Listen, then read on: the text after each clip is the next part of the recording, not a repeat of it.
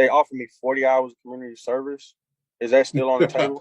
Okay, If I enter like an oral motion of dismissal based on constitutional grounds, are you standing on your constitutional oath?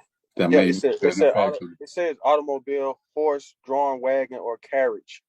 So okay, so an let's, automobile is not necessarily a car if it's a household good. but I all mean, of those things are not an true. automobile was actually created before a driver's license was ever created. What's up, everyone? Today we're diving into another wild courtroom moment featuring, yep, you guessed it, a sovereign citizen.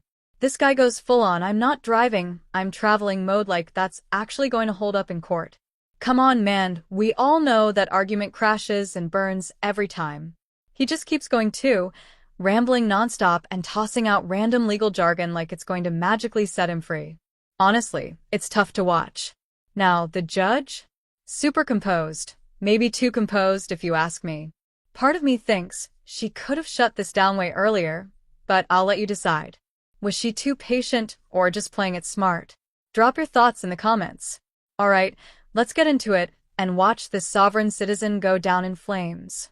You're before the court on 2019 CR 04954 for driving on a suspended or revoked license, no license, failure to display license, or failure to have license on person. I'm not sure, it cuts off, and no tag or expired or invalid tag. So that's on the first case. On the case from 2020 03114, you have a suspended or revoked license. You're represented by Lister and Holt on one of the cases, but not on the other. Did you want Lister and Holt to represent you, or did you want to represent yourself I represent myself. on both cases? Yes, ma'am. I have a quick question as far as law concern when it comes to driver's license. Okay. Um, okay, you're only allowed to have one driver's license, and Right. I have an Alabama driver's license. So when I get pulled over, I actually show them my Alabama driver's license, and it's current. It's the most current, and so they make a determination if they should go off the Georgia driver's license or the Alabama driver's license. And when I present the Alabama driver's license, they let me go because my Alabama license is valid. And you're only allowed to have one. And I had Alabama license first. Honor, So I my believe Georgia this sounds driver's like a not license, guilty. excuse Okay. me. So, Mr. Resto, what Mr. Taylor is saying is this is something that you could prove at trial. If you present that information at trial, then that means you want to go to trial instead of taking a plea. I don't know what the recommendation is, and I don't Well, know. the recommendation was, I think I've been dealing with this case for an awful long time now. So I Yeah. don't really want to go to trial. I just want to get it behind me. But I think that the recommendation, I remember the recommendation quite clear. They offered me 40 hours of community service. Is that still on the table? Okay, no, Mr. Resto, it's more than that. So let me This guy is seriously out here trying to negotiate during a pre-hearing, like he's bargaining at a flea market or something. You can't make this stuff up. Honestly, I don't blame the judge or the prosecutor for laughing. This sovereign citizen is putting on a full-blown comedy act at this point. And the fact that he's saying all of this with a completely straight face? Unreal. I have no idea how judges deal with this kind of nonsense every day. If it were me, I'd be handing out contempt charges like Halloween candy. What do you guys think of the prosecutor? Personally, I think his reactions are comedy gold, just the right mix of sarcasm and is this guy serious? Energy. Alright, let's get back to it and watch this courtroom circus continue to spiral. basic fines and fees for driving on a suspended license is the first time in 5 years. If you get one, then you can enter a NOLO plea if you have a NOLO plea eligible to you, and then the fine is $500. But if you get a second one, the fine goes to $1,000. A third one, the fine goes to $1,500 and 10 days mandatory jail time. You have a second one, which means that you might be able to enter a NOLO to the first one, but then the second one is outstanding. So when you took a plea to the second one, that would definitely suspend your license. So that's what's on the table. Okay, now there's a if I enter like an oral motion of dismissal based on constitutional grounds, are you standing on your constitutional oath?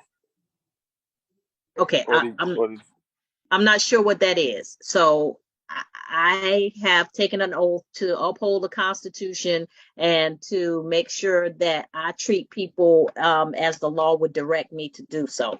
So, Okay. Well, I asked this question previously when I was in your courtroom one day in regards to the right to travel under the 14th Amendment, stating that citizens do not need a permit to travel with a horse-drawn carriage, wagon, or automobile without interference by police. And I was on a public highway actually when I got pulled over. It was a okay, so highway. that's not actually in the Constitution. And I So the don't right to believe the right automobiles to were travel. around when the 14th Amendment was ratified. I'm sorry. Go ahead, Mr. Taylor. I just wanted to point out to the court that automobiles hadn't been invented when the 14th Amendment was ratified. That Yeah, may have been a fact. it says automobile, horse, drawn wagon, or carriage.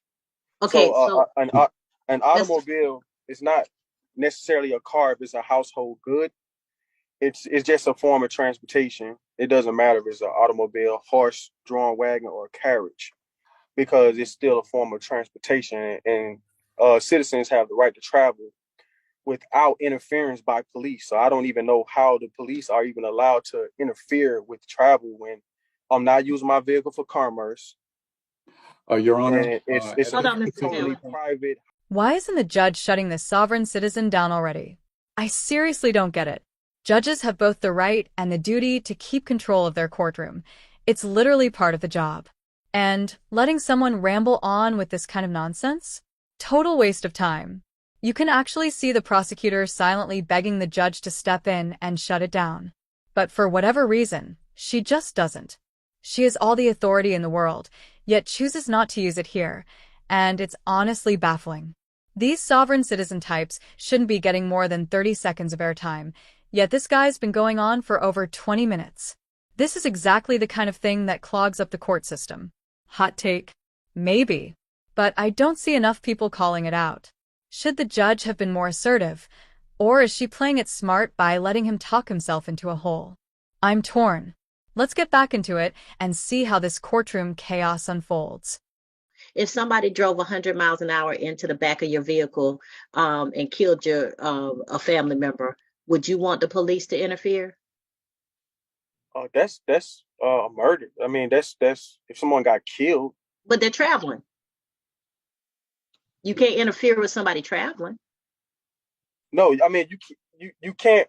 It's stating that a police just can't interfere with your traveling, like pulling you over for a traffic violation or a tag. But you You're want them not to you can't interfere if now somebody. if you murder somebody because of Well, if okay, sovereign. say you don't murder them. Say you just hurt them. Say you just damaged the vehicle. You don't want the police to interfere. No, that because that's when it almost becomes like an accident or a crime or whatnot. So the police can. That's not really an interference. An interference with your traveling, not an interference when two citizens engage in an accident. It's interfering with you just traveling. Now, police officers, as far as public servants, they have a duty to serve to the people. So if a car accident occurs, then of course public servants, as far as ambulance, as far as firemen, they will come to the scene just as a service. But for you to just interfere in my traveling is actually a violation of the Constitution. Well, sir, the Constitution and the cases that have come out of the constitutional jurisprudence allow cities and states and municipal organizations to regulate travel for the benefit of the citizens. So they can put reasonable regulations on travel, meaning you can have a license. They can grant you the privilege of having a license to drive. They can regulate how your license is seen. If you don't have a license or if your license is suspended, they can intervene to take your license away or your privilege to drive away. It is a crime. You can be convicted of not driving under a proper license. So the government is allowed to intervene in a lot of ways with people traveling. So I'm not sure where this information comes from, but there's a lot of stuff on the internet about traveling and the 14th Amendment and horse and buggies and even maritime law. But I all mean, of those things are not an true. automobile was actually created before a driver's license was ever created. Why isn't the judge shutting this sovereign citizen down already? I seriously don't get it. Judges have both the right and the duty to keep control of their courtroom. It's literally part of the job. And letting someone ramble on with this kind of nonsense? Total waste of time. You can actually see the prosecutor silently begging the judge to step in and shut it down. But for whatever reason, she just doesn't.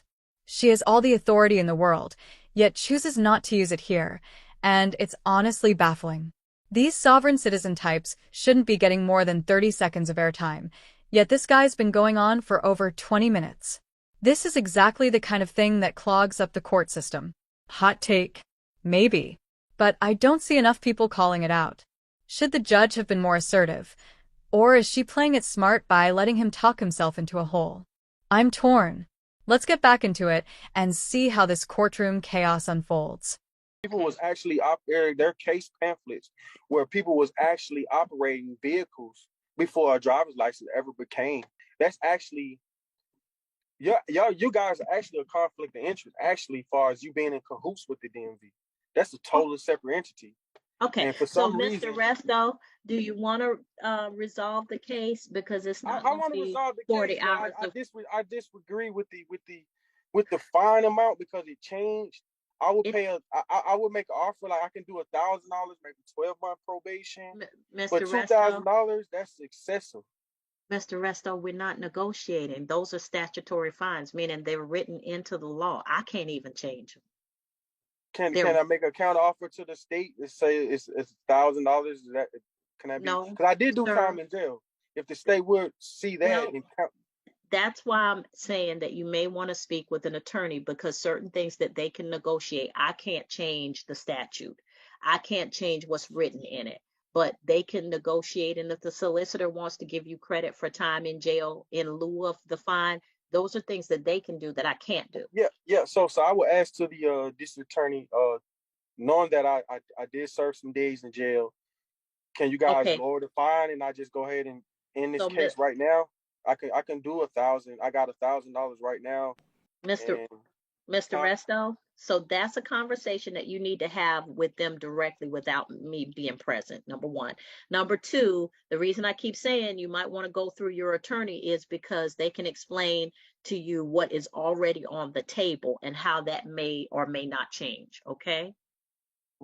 what's on the table now, man? I don't know. That's what I'm saying. I would rather you have that conversation in a breakout room with the attorney who's assigned to your case and with the state as opposed to here in the main room. One, because I have other cases that need to be addressed, and two, Okay. because that's not information I need to hear. Okay. Is it anything I can do to get this case resolved now? Because it's been lingering on I'm my telling head you what to for do, but you're years. not listening, Mr. Reston. Mr. I mean, Resto, today, like I want to resolve this today. I get that you want to resolve it today, and I'm telling you what to do, but you're not listening to me. I said you can go into a breakout room with your attorney, and the attorney and you can discuss what's already on the table. And then if your attorney wishes to speak with the state to clarify anything, they can do that too. But you're not going to get it resolved by going back and forth with me because there's Okay. stuff I cannot do. Okay. Just tell the state that I'll take their recommendation. I'll just pay the 2,000 if they can give me 12 months to pay it off. And Okay, if I but can, and if I pay it sir, off early, if my probation will be terminated. And just like that, that was the last we saw of this guy, for today at least. This so-called sovereign citizen straight up walked out of the hearing mid-session. I'm pretty sure the judge issued a bench warrant the second he dipped. Classic move, right? But don't worry, I've got you covered. I'll be posting his second court appearance tomorrow, so make sure you're subscribed and ready for round 2. Let's be honest though, this was textbook sovereign citizen nonsense. He tried dodging a $2,000 fine with the old "I'm traveling, not driving" routine. Like, come on, throwing around buzzwords isn't gonna make your charges disappear. I'd go on a rant, but honestly, this guy drained my last brain cell. Instead, I want to hear your thoughts. What did you think about the hearing? And here's the real question. Was the judge too soft? Personally, I think she was, but hey, maybe that's a hot take. If you're into wild court moments like this, don't forget to like, subscribe, and hit that bell so you never miss a video. Huge thanks for all the support, and if you've got any crazy hearings you want me to cover, drop them in the comments. Thanks for watching. Take care, everyone.